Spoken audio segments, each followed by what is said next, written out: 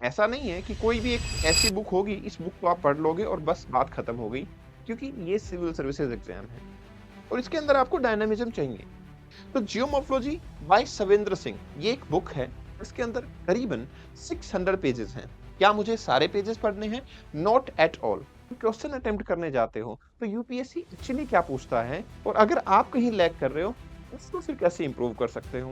And then you get to know कि मुझे channel morphology की नॉलेज तो हो गई, कॉन्सेप्ट मुझे समझ में आया, अप्लाई कैसे करना है वो कहीं ना कहीं लैक है। लेकिन सवाल मेजर जो था वो यहाँ पे पूछा गया था कि ट्रांसपोर्टेशन में कैसे हेल्प करेगा, दूसरा पार्ट था सेटलमेंट में कैसे हेल्प करेगा, फ्लड कंट्रोल फ्लड मैनेजमेंट में कैसे हेल्प करेगा।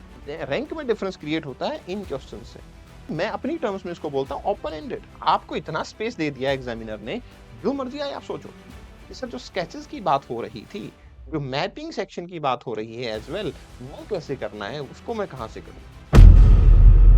Hello everyone, welcome to Sarathi IAS. I am Kapil Bharadwaj, geography optional faculty at Sarathi IAS. दोस्तों एक बहुत ही इंपॉर्टेंट डिस्कशन हम करने वाले हैं, what are the resources for geography optional. मुझे पता है आपने बहुत सारी वीडियोस देखी होंगी जिसमें बहुत सारी बुक्स के बारे में बताया जाता है और ये बोल दिया जाता है अल्टीमेटली कि सिलेक्टेड बुक्स आपको पढ़नी है। But I am going to tell you कि सिलेक्शन कैसे करना है, कौन सा चैप्टर पढ़ना है, कौन सा पेज पढ़ना है, वो एग्जैक्टली मैं आपको बताने वाला हूँ। क्योंकि जब अगर मैं यहाँ छोड़ दूंगा ले जाके आपको कि ये वाली बुक को सिलेक्टेड पार्ट में पढ़ लेना, तो स्टूडेंट की एक्चुअली वहां पे हेल्प नहीं हुई।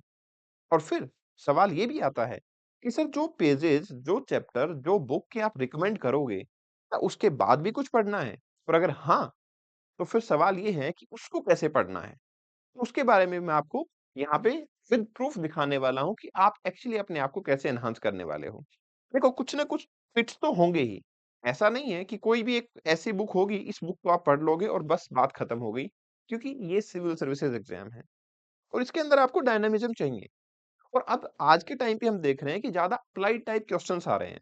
तो मैं आपको क्वेश्चंस के माध्यम से भी दिखाऊंगा, उनको शो करूंगा कि कैसे क्वेश्चन का ट्रेंड बदल जाता है, कौन सा क्वेश्चन आप डायरेक्टली बुक से एड्रेस कर सकते हो, कौन सा क्वेश्चन ऐसा जिसमें आपके एक्स्ट्रा एफर्ट लगेंगे ही लगेंगे एट एनी कॉस्ट। तो इसके बारे में हम डिस्कशन करने वाले हैं। चलिए शुरुआत करते हैं। तो सबसे इंपॉर्टेंट बात यह है कि हम सीधे टू द पॉइंट बात करेंगे। ज्योग्राफी का पेपर वन जो होगा आपका, ज्योग्राफी का जो पेपर वन है आपका, उस पेपर वन में सबसे पहला पिलर जो आता है वो आता है geomorphology. Let us talk about geomorphology first. तो जियोमॉर्फोलॉजी बाय सवेंद्र सिंह ये एक बुक है, इसके अंदर करीबन 600 पेजेस हैं। क्या मुझे सारे पेजेस पढ़ने हैं? Not at all. मैं यहाँ पे आपको बुक दिखा रहा हूँ, ये बुक है जियोमॉर्फोलॉजी की बुक है। I am not talking about physical geography by Savindra Singh, वो बुक रिकमेंड नहीं की है मैंने। मैं बोल रहा हूँ जियोमॉर्फोलॉजी बाय सवेंद्र सिंह। क्या पूरी बुक पढ़नी है 600 पेजेस के अप्रोक्स? क्या सारे पढ़ने हैं? नहीं, यहाँ पे मैंने लिस्ट डाउन किया हुआ है आपको कि आपको कौन से चैप्टर पढ़ने हैं। तो सबसे पहला आपका चैप्टर जो आता है वो चैप्टर नंबर 3 है, जो कि पेज नंबर 70 से 88 में आपको रीड आउट करना है। चैप्टर नंबर 4 है 101 से 103 एंड सो ऑन। ये मैंने आपको दे दिया, ये मैं पीडीएफ भी आपको दे दूंगा। लेकिन सवाल यहाँ पे ये होगा कि जब मैंने ये पढ़ लिया, जैसे चैप्टर नंबर 7 है वो आपको आइसोस्टेसी के बारे में बात करेगा, लेकिन 133 टू 137 के अंदर आपको 4 थ्योरीज दी गई हैं, सिर्फ वही पढ़नी है आपको। अब आप ये सोच रहे होगे कि सर ये जो बुक्स हैं आपकी, ये बुक ऐसी क्यों नहीं है कि पूरी ही बुक पढ़ लो और बात खत्म हो जाए। देखो इन बुक्स का पर्पस यूपीएससी के मेंस एग्जाम को देना नहीं है सिर्फ। इन बुक्स का पर्पस है those who are pursuing PhD वो भी पढ़ें, those who are pursuing masters वो भी पढ़ें। तो सबका अपना सिलेबस होता है। दैट्स व्हाई आपको कंप्लीट बुक को पढ़ने की जरूरत नहीं है, जो हमारे काम का है वो हमें पढ़ लेना है। ठीक है। और ये मैंने आपको बता दिया कि आपके काम का, जैसे मैंने बोला 29 है, चैप्टर 32 है, ये आपको कंप्लीट पढ़ने हैं, मतलब कंप्लीट पढ़ने हैं, फिर इसमें कोई गुंजाइश नहीं रह जाती है। लेकिन जब आप ये पढ़ोगे तो आपको ये रियलाइज होगा कि क्या जियोमॉर्फोलॉजी उससे पूरी हो गई है। तो लेट मी शो यू, आप खुद बताना देख के कि जियोमॉर्फोलॉजी पूरी हुई या नहीं हुई। यहाँ पे हर एक पोर्शन के साथ में मैंने 3 क्वेश्चन ऐड किए हैं और ये तीनों ही क्वेश्चन पीवाईक्यूज हैं, मतलब प्रीवियस ईयर के अंदर पूछे हुए क्वेश्चन है। कोई 2025 में पूछा है, 25 में पूछा है, 22 में पूछा है। मतलब मैं आपको ट्रेंड दिखा रहा हूँ कि अगर आप इन पार्ट को पढ़ लेते हो, उसके बाद जब क्वेश्चन अटेम्प्ट करने जाते हो तो यूपीएससी एक्चुअली क्या पूछता है और अगर आप कहीं लैग कर रहे हो उसको फिर कैसे इंप्रूव कर सकते हो। जैसे कि क्वेश्चन पढ़ते हैं फिर पता लगेगा। यहाँ पे क्वेश्चन आया, the Himalayas is still rising, Expand this statement and describe the process involved in it with stable sketches and examples. ठीक है? इसमें ये क्वेश्चन इस बुक से पर्टिकुलरली एड्रेस होता है। इस पर्टिकुलर बुक से मतलब जियोमॉर्फोलॉजी बाय सविंदर सिंह जो मैंने आपको रिकमेंड की है, उस बुक से आपका जो टॉपिक है, ये जो क्वेश्चन है, ये कंप्लीटली एड्रेस होता है। जहाँ पे कमी आती है, वो यहाँ कमी आती है, स्केचेस में और कुछ एग्जाम्पल्स में, ठीक है? एग्जाम्पल्स भी मिल जाएंगे, लेकिन आपको स्केचेस यहाँ पे नहीं मिलेंगे। अब जब यहाँ नहीं मिलेंगे, तो कहाँ मिलेंगे? उसके बारे में भी बताऊंगा मैं अभी। सिमिलरली एक और क्वेश्चन पूछ देखो, how does denudation chronology help in understanding the sequential development of landscape and landforms? Elucidate. देखो यहाँ पे क्या हुआ है, ये क्वेश्चन स्ट्रेट फॉरवर्ड था। आप डायरेक्टली माउंटेन बिल्डिंग प्रोसेस को एक्सप्लेन करोगे और उसमें आप हिमालयाज के फॉर्मेशन को यहाँ बता दोगे। हाँ, आपके जो स्केचेस हैं वो इस बुक में नहीं मिलेंगे, वो आपको रह जाएंगे। वो आपको मैं लास्ट में बता दूंगा कि इस टाइप के स्केचेस हर जगह पे पूछे गए हैं, एक्चुअली आपको वो कहाँ से इनकलकेट करने हैं। लेकिन इसके अलावा थ्योरेटिकल पार्ट आपको पूरा इसमें मिल गया बुक में और आपने पढ़ा और लिख दिया। इस क्वेश्चन में और इस क्वेश्चन में फर्क क्या है? ये वाला क्वेश्चन आपके दो टॉपिक को इंटररिलेट कर रहा है। How does denudation chronology help in understanding the sequential development of landform development, या लैंडस्केप या लैंडफॉर्म्स आपकी डेनुडेशन क्रोनोलॉजी से कैसे बनते हैं? अगर आप अपने सिलेबस में देखोगे, डेनुडेशन क्रोनोलॉजी एक टॉपिक होगा, लैंडफॉर्म डेवलपमेंट भी एक टॉपिक होगा।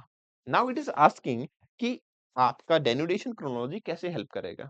ये थोड़ा एनालिटिकल हो गया है। डायरेक्टली आप कुछ निकालोगे ऐसा पॉसिबल नहीं है, लेकिन आपको सफिशिएंट नॉलेज इस बुक से मिल जाएगी जिससे कि आप आंसर आराम से लिख लोगे। तो that's is also not a problem.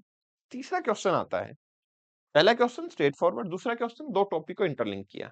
तीसरी टाइप आती है क्वेश्चन की, वो क्या है? Explain how various aspect of channel morphology are used in transportation, settlement and land use planning, flood control and flood management. ये क्वेश्चन का आंसर आपको इस बुक में नहीं मिलेगा। इस क्वेश्चन का आंसर आपको इस बुक में नहीं मिलेगा। पूरी बुक पढ़ लो, नहीं मिलेगा। नहीं मिलेगा, क्यों नहीं मिलेगा? इस क्वेश्चन की कैटेगरी को हम कहते हैं अप्लाइड टाइप। ये चैनल मॉर्फोलॉजी की एप्लीकेशन है। चैनल मॉर्फोलॉजी का टॉपिक मिलेगा, बट क्या ये मिलेगा सेटलमेंट में कैसे यूज, लैंड यूज प्लानिंग में कैसे होगा, फ्लड कंट्रोल में, फ्लड मैनेजमेंट में? वो नहीं मिलेगा। नहीं मिलेगा तो अब मेरा रोल आता है। दैट मीन्स आपका खुद का भी रोल आता है। आपको, इसलिए मैं हमेशा कहता हूं, पीवाईक्यूज को रेफर करना ही करना है। ऐसा नहीं करना कि सर मैंने तो पूरी सविंदर सिंह पढ़ ली, जैसा आपने बताया था सारे पेजेस मैंने याद कर लिए हैं, क्या होगा? तो आप बताइए, अब तो ना मार्क्स आने चाहिए। तो आपको करना ये है कि फिर आपको खुद से नोट्स बनाने पड़ेंगे। How you are going to do that? इस तरीके से आपको नोट्स बनाने पड़ेंगे। आप अब चैनल मॉर्फोलॉजी का जब टॉपिक पढ़ोगे और आपने पीवाईक्यूज को एनालाइज किया होगा, तो डेफिनेट सी बात है चैनल मॉर्फोलॉजी देखते हुए आपने इस क्वेश्चन को भी देखा होगा। And then you get to know कि मुझे चैनल मॉर्फोलॉजी की नॉलेज तो हो गई, कॉन्सेप्ट मुझे समझ में आया, इस अप्लाई कैसे करना है वो कहीं ना कहीं लैक है। उस लैक के लिए then you have to make your own notes. Channel morphology अगर वो क्वेश्चन लिखना है तो पहले तो आप डेफिनेशन पे चले जाओगे, जिसके अंदर चैनल मॉर्फोलॉजी का मतलब क्या है? भाई एक रिवर का पैटर्न क्या होगा, ग्रेडियंट क्या होगा, उसका लेंथ वर्सेस विड्थ जो है वो क्या होगी, विड्थ वर्सेस डेप्थ कितना होगा, उसकी आपकी मेंडरनेस कितनी ज्यादा है, सेडिमेंट लोड कितना ज्यादा, ये सब आता है चैनल मॉर्फोलॉजी में। ये तो हुआ आपका इंट्रोडक्टरी पार्ट। लेकिन सवाल मेजर जो था वो यहां पे पूछा गया था कि ट्रांसपोर्टेशन में कैसे हेल्प करेगा। दूसरा पार्ट था सेटलमेंट में कैसे हेल्प करेगा, फ्लड कंट्रोल फ्लड मैनेजमेंट में कैसे हेल्प करेगा। और ये अलग अलग हेडिंग के साथ आपको अपने आंसर के अंदर लिखना ही लिखना है with examples. Then you will be able to fetch more marks. और मैं आपको बताना चाहूंगा, अभी के टाइम पे यूपीएससी अपने ट्रेंड को पिछले एक डिकेड के अंदर जिस तरीके से चेंज कर चुका है, अप्लाइड टाइप के बहुत सारे क्वेश्चंस पूछे जा रहे हैं। And that's why you have to be attentive enough कि सिर्फ वो बुक के पर्टिकुलर पेजेस पढ़ने से काम नहीं चलेगा। काम तब चलेगा जब आप नोट्स में भी अपना अपग्रेडेशन करोगे, सेल्फ हैंडमेड नोट्स भी बनाओगे। आप क्या करते हैं यहाँ पे? ये सर ठीक है, चैनल मॉर्फोलॉजी को ट्रांसपोर्टेशन से अटैच किया गया है, आप एक बार के लिए अपने माइंड को फ्रेम कीजिए कि ट्रांसपोर्टेशन में चैनल मॉर्फोलॉजी कहाँ या यूज़ हो सकता है। नेशनल वाटरवे वन इससे बेहतरीन क्या एग्जांपल हो सकता है? तो आप नेशनल वाटरवे वन के हिसाब से एग्जांपल ले लो और उस नेशनल वाटरवे वन के हिसाब से ही आप सोचना शुरू करो कि आपका नेविगेशन उसमें प्रॉब्लम आ सकती है, ठीक है ना? कि नेविगेशन में प्रॉब्लम आ सकती है तो इनलैंड नेविगेशन की एक प्रॉब्लम हो सकती है। हमें कहाँ ब्रिजेस बनाने हैं, कहाँ इंफ्रास्ट्रक्चर, कहाँ पे पोर्ट बनाना है, इसके अंदर हमें हेल्पफुल हो सकता है फॉर ट्रांसपोर्टेशन। नेक्स्ट इंपॉर्टेंट चीज आती है हमारे पास कि कहाँ-कहाँ पे मेंडरिंग होगी, कहाँ-कहाँ पे ब्रिडेड चैनल बनेंगे क्योंकि ब्रिडेड चैनल जहाँ पे बनेगा, वहाँ पे रिवर नेविगेबल नहीं होती है। दैट मीन्स आपका वाटरवे फिर वहाँ पे ब्रेक डाउन हो जाएगा। इसीलिए नेशनल वाटरवे आप देखो ना, बड़े पैचेस में है। नेशनल वाटरवे ऐसा नहीं कि कंटिन्यूटी में है और बड़े लंबे टाइम तक दूर तक डिस्टेंस तक जाता ही रहेगा। No, they are in patches. Why they are in patches? जहाँ पे आपका ब्रिडेड चैनल होगा, वहाँ पे रिवर नेविगेबल नहीं होगी क्योंकि सेडिमेंट लोड यहाँ पे काफी एक्सट्रीम होता है, सेडिमेंट डिपोजिशन काफी एक्सट्रीम होता है, तो शैलोनेस बढ़ जाती है, नेविगेबिलिटी खत्म हो जाती है। That's a problem. आपको पता लगा कि ट्रांसपोर्टेशन में चैनल मोर्फोलॉजी का कहाँ-कहाँ पे रोल आ रहा है। इसी तरीके से फिर आपने अपने नोट्स में लिखा सेटलमेंट के बारे में बात करेंगे। When you are talking about settlement वाला पार्ट, तो सेटलमेंट के अंदर आपको क्या होगा? भाई जहाँ पे लोग रह रहे हैं, जहाँ पे आपको लैंड यूज़ प्लानिंग करनी है, तो settlement and land use planning में पहले तो आपको ये देखना पड़ेगा कि अगर मेरा फ्लड प्लेन ही है और बैंकिंग है रिवर की, ठीक है ना? लेवीज़ हैं, पॉइंट बार है, ये अगर एरियाज़ हैं, इट्स बेटर या तो वो डेडिकेटेड हो फॉरेस्ट के लिए या हो वो एग्रीकल्चर के लिए, ठीक है? और एग्रीकल्चर में फिर आप उसी हिसाब से क्रॉप को भी सेलेक्ट करोगे, क्योंकि जितना वाटर अवेलेबिलिटी है, जितना मॉइस्चर है, उसी हिसाब से क्रॉप का सिलेक्शन होगा, तो इकोनॉमी बूस्ट करेगी, अदरवाइज़ नहीं करेगी। That will be the selection.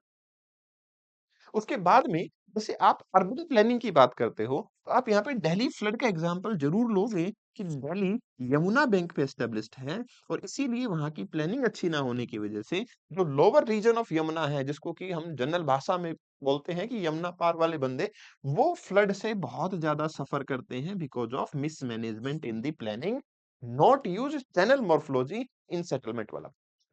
Examples के साथ कोट करोगे। Then you will be reaching to जो आपकी फ्लड ज़ोनिंग है, वो होना फिर बहुत ज़रूरी है। किस टाइप का एग्ज़ाम्पल रेप्लिकेट कर सकते हो? जैसे अर्थक्वेक के लिए ज़ोनेशन है ना, कि भई ज़ोन 1 है, 2, 3, 4 है। ये जो ज़ोन होते हैं, तो इस टाइप के ज़ोनेशन आप सेटलमेंट में फ्लड ज़ोनिंग भी कर सकते हो। That is also required. इसके बाद में यहीं पे ये जो फ्लड मैनेजमेंट है, इसमें सेटलमेंट अगर आप करवा रहे हो, तो आपको एक सबसे बड़ी प्रॉब्लम से डील करने की ज़रूरत है और वो है सैंड माफिया। यूपी के बहुत सारे एग्ज़ाम्पल आपको मिल जाएँगे, जिनको आप यहाँ पे कोट करोगे क्योंकि सैंड माफिया क्या करते हैं? अब आपको देखो दोनों चीज़ों को बैलेंस करना है, अपनी टेक्निकल जो कॉन्सेप्चुअल क्लैरिटी है उसको भी, करंट एग्ज़ाम्पल को भी। जब भी रिवर आपकी मूव कर रही होती है, तो यहाँ पे, यहाँ पे सेडिमेंट डिपोज़िशन होता है ना? सैंड बार बनते हैं। जब रिवर आपकी मेंडर कर रही होती है, तो आपका क्या बनता है? नेचुरल लेवीज़, पॉइंट बार, ये सब बनते हैं। तो जो पॉइंट बार बनते हैं, इन पे अगर सैंड को हम सैंड माफिया के थ्रू कैप्चर करवा लेंगे, तो आप बताओ ओवर फ्लडिंग होगी या नहीं होगी? आपका सेटलमेंट खराब होगा या नहीं होगा? That example you need to put over here. ये आपकी बुक में नहीं मिलेगा। देन इट कम्स टू कि आपका flood control and flood management. इसमें आपको बहुत सारे पिलर्स लेने की जरूरत है। एक तो एम्बैंकमेंट का डिजाइन कैसा होगा, ठीक है? दूसरा, हमें लोगों को अवेयरनेस कैसे करवाना है? क्योंकि आप सोचो ना, रेनफॉल का टाइम आता है, तो रिवर का वाटर लेवल अलग होता है ना? विंटर टाइम में अलग होता है। तो वी शुड शेयर इन्फॉर्मेशन और information should easily be available and it shouldn't be Froster in nature, right? और तीसरी इंपॉर्टेंट चीज कि हमारे पास वहां रहने वाले लोगों की प्लस में जो आपका एनडीआरएफ है या डिस्ट्रिक्ट डिजास्टर मैनेजमेंट अथॉरिटीज हैं, ये मैनेजमेंट कैसे करती हैं? और इसमें रिसेंट एग्जांपल्स आप दे सकते हो कि जैसे नोएडा अथॉरिटी के अंदर रिसेंटली एक बंदे की डेथ हो गई थी, वाज अ टेकी, जिसकी डेथ किस कारण हुई? ऑल्दो वहां पे एक डेवलपमेंट चल रहा था, लेकिन वहां की जो डिजास्टर रिस्पांस टीम है, वो उतनी ज्यादा एक्टिव नहीं थी। So these type of example you need to inculcate into. यहाँ पे जब फ्लड कंट्रोल की बात आएगी, चैनल मॉर्फोलॉजी को हम जरूर डिस्कस कर रहे हैं, लेकिन ये चैनल मॉर्फोलॉजी चेंज हो जाती है जब क्लाइमेट चेंज होता है। तो you can't forget about climate change. अब आपके मन में ये आएगा, जब ऐसा क्वेश्चन आपने देखा ना, तो आपके मन में तुरंत ये आ जाना चाहिए कि अगर ये 4 पार्ट पे डिस्कशन हो सकता है, तो डिस्कशन में हाइड्रो पावर के बारे में हो सकता है कि कैसे चैनल मॉर्फोलॉजी हाइड्रो पावर को चेंज करती है, कैसे channel morphology ground water availability को चेंज करती है, कैसे चैनल मॉर्फोलॉजी बायोडायवर्सिटी को चेंज करती है, कैसे चैनल मॉर्फोलॉजी आपकी फूड सिक्योरिटी को चेंज करती है। ये आपके माइंड में पहले से इम्प्रिंट होना चाहिए और ये कोई बुक नहीं सिखाएगी आपको। ये आपको जब आप वो चीज़ें पढ़ते हो, पीवाईक्यूज़ को एनालाइज़ करते हो, then you have to understand it in a way कि ये चीज़ें और भी हो सकती हैं। इससे फ़ायदा क्या होगा कि यूपीएससी अपने क्वेश्चंस को रिपीट करता है मेंस में। नेशनल ज्योग्राफी में रिपीट होते हैं। लेकिन आपने ये सुना ज़रूर है कि क्वेश्चन रिपीट होते हैं। क्वेश्चंस की कई बार एग्ज़ैक्ट रिपिटिशन की बजाय थीम्स रिपीट होती हैं। मुझे बिल्कुल भी हैरानी नहीं होगी कि अगर अगली बार आने वाले टाइम पे यूपीएससी इसी क्वेश्चन को explain how various aspect of channel morphology impacts biodiversity, impacts hydro power, impacts ground water कर देगा और फिर आपको यही क्वेश्चन बहुत सिमिलर लगेगा। लेकिन आपके जो पॉइंट्स थे, वो पॉइंट्स तभी काम आएंगे जब आपने इस क्वेश्चन को एनालाइज किया एंड देन अपने पॉइंट्स को भी इनकलकेट किया कि ये और पार्ट भी हो सकते हैं जिनको मैं आगे टाइम पे देखूंगा। This is the way by which you will be covering. Then आपका फिजिकल ज्योग्राफी का ये सेकंड पार्ट आता है climatology. Again climatology by Savinder Singh. Again क्या पूरी बुक पढ़नी है? No, not at all. क्योंकि देखो मैं आपको दिखाता हूं, let me show you, let me show you. कोई भी बुक जो मैं कह रहा हूं, जैसे ये देखो क्लाइमेटोलॉजी की बुक है, ठीक है। खुद सोचो, क्या एक पिलर के लिए आप ये बुक पढ़ोगे पूरी? ये है आपके जियोमॉर्फोलॉजी की बुक। क्या सिर्फ एक पिलर के लिए विल इट बी गुड कि मैं बोल दूं इसको पढ़ लेना और सेलेक्टिव पढ़ लेना? आप कैसे सेलेक्ट करोगे? आपको कैसे पता लगेगा? मैं बोल दूंगा एक पिलर के लिए ये वाली बुक पढ़ लेना, इट इज नॉट पॉसिबल। ये तो स्टूडेंट के ऊपर एक तरीके से बर्डन ट्रांसफर करने वाली बात हो गई है। बट नेचुरली आपको क्या पढ़ना है? ये पार्ट पढ़ना है। और क्या सर यहाँ पे भी वही रिपीटेशन होता है? क्या वहाँ पे भी वैसी ही थीम इंप्लीमेंट होती है जैसे जियोमॉर्फोलॉजी में हो रही थी? बिल्कुल होती हैं। Late me show you here. आप यहाँ पे देख लो। मैं यहाँ पे आपको दिखा देता हूँ। 3 क्वेश्चन, सेम पैटर्न, सेम ही पैटर्न है, सेम ही थीम है। Examine the formation of atmospheric tri-circulation system. Describe with example its importance in making Earth a living planet. Straight forward question है, कोई इफ एंड बट नहीं है इसके अंदर। ये question आप बड़ी आसानी से अपनी बुक को पढ़ के आंसर कर सकते हो। ठीक है।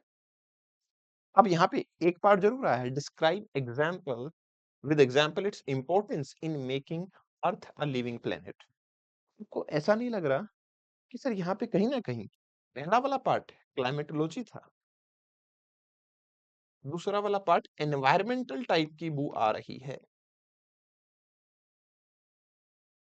तो देखो यूपीएससी को भी बड़ा लंबा टाइम लग गया था ये समझने में कि एनवायरमेंट और ज्योग्राफी एक अलग सब्जेक्ट है। बट एक्चुअली ये समझना गलत है। एनवायरमेंट और ज्योग्राफी कोई अलग सब्जेक्ट नहीं है।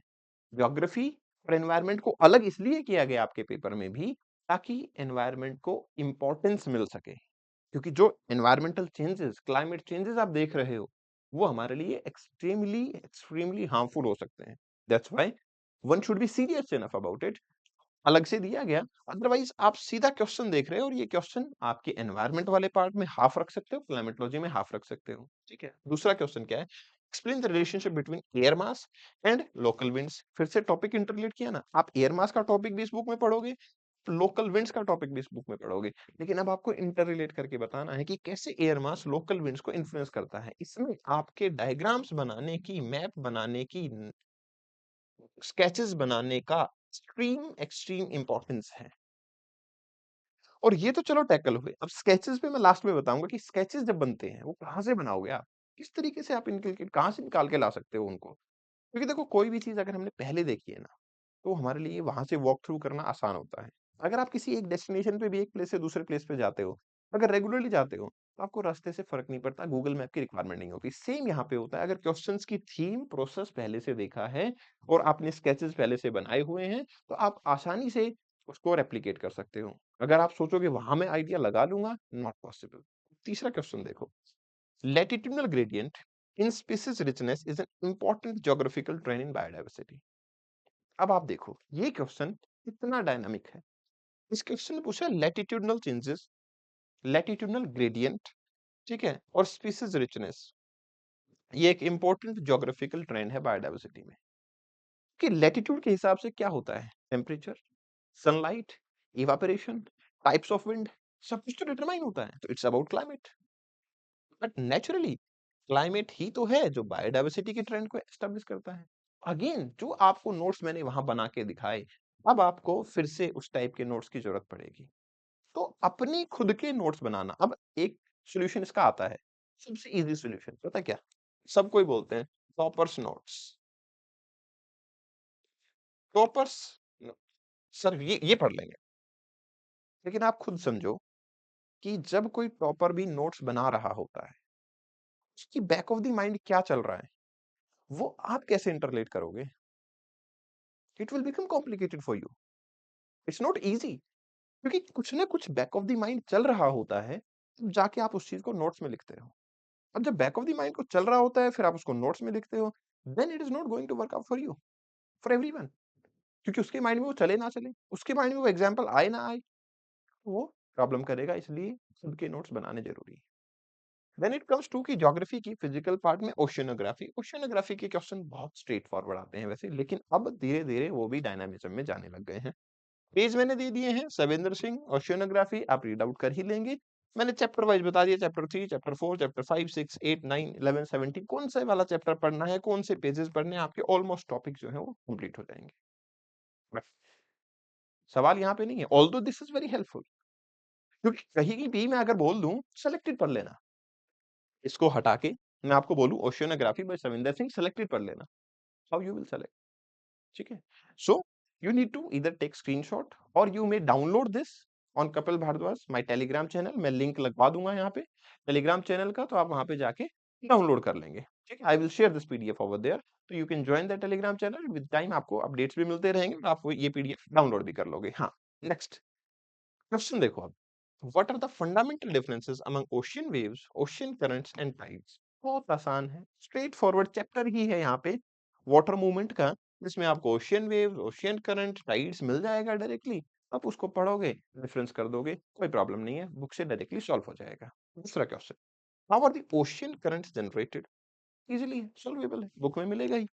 Discuss their effect on the coastal climate with special reference to the Pacific ocean.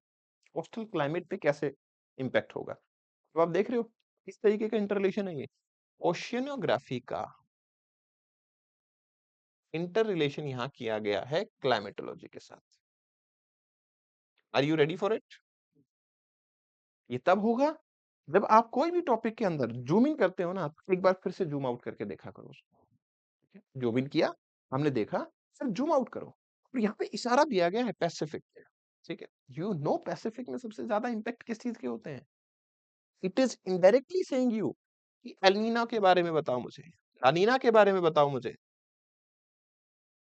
Are you getting it? ये आपको खुद से अंडरस्टैंड करना पड़ेगा, लेकिन खुद से अंडरस्टैंड करोगे कैसे? खुद से अंडरस्टैंड करने का सिंपल सा तरीका होता है, सर ज्यादा से ज्यादा प्रैक्टिस करनी पड़ेगी। तो मैं आपको सिर्फ यहाँ पे ये बता रहा हूँ कि बुक्स मैंने बताई हैं, पेजेस मैंने बताए हैं, चैप्टर मैंने बताए हैं, but it is half cooked, है ना, इट इज हाफ कुक्ड, अभी भी बाकी है। अब तीसरा क्वेश्चन देखो, given account of marine resources and their economic significance, how has marine pollution affected such resources? ठीक है, आपका एक टॉपिक है मेरीन रिसोर्सेज का, बायोटिक अबायोटिक सभी रिसोर्सेज के बारे में बात करते हो, लेकिन यहाँ पे बोला गया है कि मेरीन रिसोर्सेज, ठीक है, लेकिन मेरीन रिसोर्सेज को इंटरलेट करना मेरीन पोल्यूशन से, कैसे पोल्यूशन की वजह से रिसोर्सेज अफेक्ट हो रहे हैं। ऐसा हो ही नहीं सकता कि आप यहाँ पे पैसिफिक के गार्बेज पैच की बात ना करो। If you are doing this, you are committing type of injustice. It's a blunder. और क्या पैसिफिक का गार्बेज वहां पे डिस्कस होगा? नॉट एट ऑल, नहीं हो रहा है। सी लेवल चेंज, यस, इसके बारे में आप बात ना करो, ऐसा पॉसिबल नहीं है। ऑयल स्पिलिंग के बारे में आप बात ना करो, ऐसा पॉसिबल नहीं है। समझ रहे हो? तो ये चीजें आपको अब अपने सिलेबस को एनरिच बनाने में हेल्प करती है। ठीक है? फिर बायो ज्योग्राफी आती है। बायो ज्योग्राफी में although there is a book Savinder Singh biogeography, but I will say कि एग्जैक्टली आपकी नीड को पूरा नहीं करती। एग्जैक्टली आपकी नीड को पूरा नहीं करती। क्या करती है? आप एक चीज कर सकते हो, बायो ज्योग्राफी और एनवायरमेंटल ज्योग्राफी, ठीक है ना? आप एनवायरमेंटल ज्योग्राफी उठा सकते हो, ये चैप्टर पढ़ोगे, बायो ज्योग्राफी की बहुत सारी चीजें इसमें आ जाएंगी। या फिर आप बायो ज्योग्राफी की पूरी बुक भी पढ़ सकते हो, उसमें फिर ये मत करना, ये वाली बुक मत लेना, क्योंकि ये वाला पार्ट काफी हद तक यहाँ कवर हो चुका होगा। ठीक है? काफी हद तक ये कवर हो चुका होगा। उसके बाद में इस चीज को सप्लीमेंट करना कुछ इंडियन ज्योग्राफी के पार्ट से, कुछ आपने जो जियोमॉर्फोलॉजी वाला पार्ट पढ़ा था वहां की नॉलेज से आप सप्लीमेंट कर लोगे, तो ये वाला पार्ट आपका कंप्लीट हो जाएगा। बहुत डिफिकल्ट नहीं होता है, आसान होता है, क्वेश्चन भी इजी आते हैं, डूएबल है। ठीक है? तो ये तो पार्ट हुए फिजिकल ज्योग्राफी के। Now what about human geography? क्योंकि पेपर 1 का जो पार्ट 2 है आपका, वो आता है ह्यूमन ज्योग्राफी, जिसमें आप पर्सपेक्टिव इन ह्यूमन ज्योग्राफी के बारे में बात करते हो, आप सेटलमेंट के बारे में, इकोनॉमिक ज्योग्राफी के बारे में बात करते हो, मॉडल थ्योरीज लॉज के बारे में बात करते हो, ट्रांसपोर्टेशन के बारे में, ये सब चीजें पढ़ते हो आप। बट ये कहाँ से पढ़ी जाएंगी? I will recommend 2 books for it. One, human geography Majid Hussain, and second one R D Dikshit. R D Dikshit है, ज्योग्राफिकल थॉट्स जो हैं आपकी, आपको जब chapter number 3 to chapter number 10 of geographical thoughts बहुत अच्छा है। इवन आपको जब पॉजिटिविज्म के बारे में बात करनी है, ठीक है ना, यूनिफॉर्मिटेरियनिज्म के बारे में बात करनी है, ये एनी टाइप ऑफ प्रिंसिपल, आप जब ज्योग्राफिकल थॉट्स पे बात करते हो, पर्सपेक्टिव पे बात करते हो, तो चैप्टर 3 टू चैप्टर 10 इस बुक का पढ़ो। रेस्ट पार्ट के लिए ह्यूमन ज्योग्राफी का आप यहाँ से कवर कर सकते हो। These are the 2 books that you need to refer. लेकिन अगेन सेलेक्टिव, ये पूरी बुक पढ़ लोगे बहुत अच्छी है, क्योंकि बहुत सारे अच्छे आइडियाज आपको मिल जाएंगे। ये वाली बुक के अंदर आप डेफिनेटली, मैं बोलूंगा कि ज्योग्राफिकल थॉट्स जो हैं आपकी, वो डेफिनेटली इस बुक से ही पढ़ना था। ठीक है ना? ऑल्दो ये वाली बुक भी पूरा करती है, बट आई पर्सनली फील कि ये वाली बुक आपको ज्यादा क्लैरिटी देती है ज्योग्राफिकल थॉट्स पे, आप इसको पढ़ो। ठीक है? अब देखो यहाँ पे क्वेश्चन कैसे पूछे जाते हैं। How do dichotomy and dualism affected the methodological development geography? Illustrate. अब आप सोचो, आपको डाइकोटोमी एंड डुअलिज्म के बारे में क्लियरली पता होना चाहिए। तो पता होना चाहिए कि दो चीजें अलग होती हैं। तो क्या ऐसा होता है, मतलब डाइकोटोमी और डुअलिज्म क्या बातें करते हैं? डाइकोटोमी बात करेगा आपके साथ कि दो चीजें बहुत अलग अलग होती हैं, A and B both are there, ठीक है ना, but they are different, either this और ईदर दिस। ठीक है? डुअलिज्म बात करता है कि यार एक्सट्रीमिज्म पे जाने की जरूरत नहीं है, दोनों चीजें अपने अपने आइडिया पे ठीक एस्टेब्लिश हो सकती है। तो ये जो थॉट है, इसकी क्लैरिटी होना बहुत जरूरी है, इसके एग्जाम्पल्स होना आपके पास बहुत जरूरी है। जैसे कि मैं बोलूं अगर कि भैया एनवायरमेंटलिज्म ही टॉप पे है, ठीक है, एनवायरमेंट को प्रायोरिटी रखो, भाड़ में गई बाकी सारी चीजें, लेट द ह्यूमन डाई। ठीक है ना? मालथ्यूस को याद है? मालथ्यूस को क्या है, मालथ्यूस की पॉपुलेशन थ्योरी में क्या कहा था मालथ्यूस ने? मालथ्यूस ने कहा था कि देखिए, ह्यूमन जो है वो ऐसे ही मरेंगे, लेट देम डाई, नेचर अपने आप को बैलेंस करती है। लेकिन ये तो एक्सट्रीमिज्म हुआ ना, कि एनवायरमेंट इंपॉर्टेंट है, बाकी कुछ भी इंपॉर्टेंट नहीं है। ऑन अनदर साइड हमारे पास क्या कॉन्सेप्ट निकल के आता है कि दोनों चीजों का बैलेंस बनाओ ना, तो सस्टेनेबल डेवलपमेंट वर्ड निकल के आता है। ठीक है? Can you inter relate it? लेकिन ये इंटर रिलेशन आपको तभी आएगा जब आप थॉट्स के बारे में बहुत अच्छे तरीके से पढ़ोगे। फिर critically examine the significance of behavioural approach in development of human geography. आप देख रहे हो, यहाँ पे क्वेश्चन बहुत ब्रॉडर लेवल पे पूछा जा रहा है। डाइकोटोमी डुअलिज्म ने ज्योग्राफी को कैसे डेवलप किया? ठीक है? सेम ही थीम फिर से रिपीट हुई। देखो थीम रिपीट कैसे होती है, डाइकोटोमी डुअलिज्म ज्योग्राफी कैसे डेवलप कर रहा है, थोड़ी देर बाद क्या कहा, बिहेवियरल अप्रोच से ह्यूमन ज्योग्राफी कैसे डेवलप हुई है। बताओ, ऑलमोस्ट थीम सेम है या नहीं है?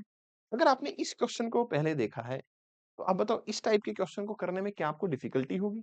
नहीं, आपको पता होगा प्रोसेस क्या है, इंट्रोडक्शन क्या है, बॉडी क्या है, कंक्लूजन क्या है, क्या लिखना है मेरे को, पहले से पता होगा। इसलिए PYQs are the guiding length. Optional के लिए तो गाइडिंग लेंथ पीवाईक्यूज ही होते हैं। आप उनको अगर बहुत अच्छे तरीके से कर लेते हो, तो आपका ऑलमोस्ट काम हो गया है। और अब तीसरा क्वेश्चन देखो, what is relation between gender equity and human development? Gender equity and human development, provide a list of commonly used gender related indices. ठीक है? मुझे यहाँ पे एक चीज याद आ रही है, मैं आपको एक चीज बताना चाहूंगा कि देखो, अ, बहुत सारी चीजें ना बहुत ज्यादा, मतलब आपका जो सब्जेक्ट का सिलेबस है ना, बहुत ज्यादा इंटरलेट करता है। कैसे करता है? Once a essay was asked on the Gandhi's quotation. Gandhi ji ने कहा था, if you want to grow with double rate, your counter half need to participate. अगर हम अपनी गति को दुगना करना चाहते हैं तो हमारे काउंटर हाफ को पार्टिसिपेट करना पड़ेगा। जो काउंटर हाफ को पार्टिसिपेट करना पड़ेगा, that counter half is gender. और अगर हम अपने आप को डेवलप करना चाहते हैं तो it is human development. Are you getting it? तो आप बहुत सारी चीजों को ज्योग्राफी के थ्रू प्रिपेयर करते हो। और ये क्वेश्चन ऐसा है जो मैं सीधा बोल रहा हूं, आपको इन दोनों बुक्स में नहीं मिलेगा। दोनों पढ़ लो, नहीं मिलेगा। कैसे मिलेगा? खुद के एनालिसिस से मिलेगा, पीवाईक्यू को प्रैक्टिस करने से मिलेगा, ट्राई करने से मिलेगा। जो नोट्स मैंने आपको दिखाए थे इस टाइप के, खुद के नोट्स बनाओगे तब मिलेगा। तब आपको एक स्माइल आएगी चेहरे पे कि हाँ, ये है चीज जिसको मैं अटेम्प्ट करूंगा। और आपको पता है ये वाले क्वेश्चंस जो है ना, ये question Himalaya is still rising, ये कोई रैंक में डिफरेंसेस क्रिएट नहीं करते हैं। रैंक में डिफरेंस क्रिएट होता है इन क्वेश्चन से। इसको बोलूंगा मैं अपनी टर्म्स में इसको बोलता हूं ओपन एंडेड। आपको इतना स्पेस दे दिया एग्जामिनर ने, जो मर्जी आए आप सोचो। आपकी थॉट कितनी अच्छी है वो डिपेंड करेगा। इट्स क्लोजली एंडेड है। हिमालयाज है, प्लेट टेक्टोनिक है, फोल्ड माउंटेन्स है, जियोसिंक्लाइन है, आइसोस्टेसी का मेथड है, एंड दैट्स ऑल हो गया। इसके अलावा कुछ भी नहीं है। तो आपको ये देखना है कि how much smart you are. आप अपने ओपन एंडेड वाले चीजों को इतने अच्छे से कवर कर लेते हो। और फिर आता है भैया आपका पेपर 2। पेपर 2 के लिए ऑल्दो क्वेश्चंस उस टाइप के भी पूछे जा रहे हैं और स्ट्रेट फॉरवर्ड भी है, लेकिन I found straight forward questions बहुत सारे पूछे जा रहे हैं। V R Khullar. आप रेफर करो इस बुक को, पूरी बुक को आप अच्छे ढंग से पढ़ सकते हो। ऑलमोस्ट बुक आप रीड कर सकते हो ये अपने टॉपिक के हिसाब से। तो एक आपको दिखेगा, चैप्टर भी सामने दिख जाएगा। तो इसमें कोई मेरे मेरे एफर्ट की रिक्वायरमेंट है ही नहीं कि मैं आपको बताऊं, आपको सामने सामने दिख जाएगा, आप उसको पढ़ भी लोगे। तो इसमें आपको डिफिकल्टी फेस नहीं होने वाली है। लेकिन अब सवाल यहाँ पे रह जाता है कि सर जो स्केचेस की बात हो रही थी, जो मैपिंग सेक्शन की बात हो रही है एज वेल, वो कैसे करना है, उसको मैं कहाँ से करूँ? I will recommend one book for this, geography through maps by K Siddharth. ठीक है, ये बुक ये आपको बताएगी हर टाइप के मैप को कैसे आप इंप्लीकेट कर सकते हो। थीमेटिक मैप्स हैं यहाँ पे बहुत सारे। एक्चुअली हमें थीमेटिक मैप्स ही बनाने होते हैं, हमें थीमेटिक स्केचेस ही बनाने होते हैं, और वही हमारे लिए इंपॉर्टेंट है। हम ये बहुत बड़ी मिस्टेक कमिट करते हैं एग्जाम के अंदर कि हमें लगता है कि पूरा वर्ल्ड में बार बार रिपीट करता रहूं, पूरे इंडिया का मैं बार मैं रिपीट करता रहूं। It's not going to make any difference in the mind of the examiner. You are bothering yourself only in this. You have to be regional, क्योंकि ज्योग्राफी में रीजनलिज्म अपने आप में ही एक थॉट है यार। तो आप अगर उस थॉट को नहीं जी रहे हो, तो how we can say you are a good student of geography? ठीक है, if we want to be a good student of geography, at least we must believe on regionalism. Regionalism का मतलब ये नहीं होता है कि मैं रीजनलिज्म के बीच में डिफरेंस की बात कर रहा हूँ। I am talking about regional geography. ठीक है, रीजनल ज्योग्राफी ने ही तो थॉट बनाई थी। आपको क्या लगता है डेविस ने, पेंक ने, इन्होंने जाके पूरी दुनिया में रिसर्च किया है? नहीं, इन्होंने भी रीजनल ज्योग्राफी का यूज किया है कि someone is researching in Africa, someone is researching in USA, और वहीं की लैंड की, अमेरिका की लैंड की थ्योरी को इन्होंने इंप्लीमेंटेशन किया कि भैया स्लोप डेवलपमेंट ऐसे होगा पूरे वर्ल्ड में। ठीक है, गलत हुए सही हुए, लेकिन रीजनल से ही तो निकल के आया। That you need to do. Regional sketches आपको यहाँ से हेल्प होगी, थीमेटिक हैं, काफी ज्यादा हेल्पफुल होंगे। ठीक है, and this is what you need to do. लेकिन सवाल यहीं पे है कि क्या नोट्स बनाने हैं? डेफिनेटली। दूसरा, कमेंट सेक्शन में जरूर बताना। को लगे कि सर नहीं, हमें तो बाकी वाले भी दे दो, पीडीएफ में अपडेट करके दे दोगे चैप्टर और पेज नंबर, तो हम उसी पे स्ट्रिक्ट हो जाएंगे, हमें तो वही चाहिए। Do let me know in the comment section, I will help you over there. कोई प्रॉब्लम नहीं है, मैं अपडेट कर दूंगा उसको। ठीक है, thank you very much, best wishes, take care, and anything if needed, do let me know. कुछ भी अगर आपको रिक्वायरमेंट है related to geography optional, do let me know. But we have to fetch maximum marks in geography, whether you are preparing by yourself, stay tuned to this channel, or you are coming into the class, we are starting the batch जो कि हमारा अभी शुरू ही हुआ है, तो आप उसमें भी एनरोलमेंट ले सकते हैं। We will be meeting in the class daily. Okay, thank you very much. बस अपने एफर्ट लगेंगे थोड़े से ज्यादा, जम के लगाओ। Best wishes.